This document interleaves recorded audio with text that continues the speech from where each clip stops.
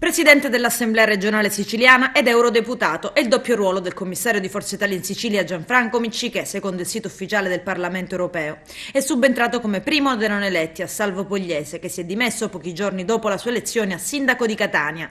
Resta in attesa il secondo degli eletti, Innocenzo Leontini, che contava di poter andare subito a Bruxelles. Miccichè in questo momento ricopre un doppio ruolo, anche se l'insediamento formale al Parlamento europeo avverrà solo alla prima seduta plenaria utile, in programma a Salzburgo il 10 settembre. Il presidente dell'Ars non riceverà indennità aggiuntiva da Bruxelles perché c'è il divieto di cumulo, ma da luglio può ricevere comunque i circa 3.000 euro al mese che l'Europarlamento mette a disposizione dei deputati per spese di segreterie generali.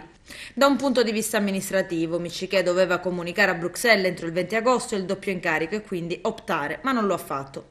Miccichè, che non rinuncerà alla carica di presidente dell'Ars per andare a fare l'eurodeputato, ha detto il 19 luglio ricevuto la comunicazione di subentro, spiega: da quel momento in poi io non posso dimettermi da nulla, lo farò quando lo posso fare. Alla prima plenaria, che se non ricordo male è il 10 settembre.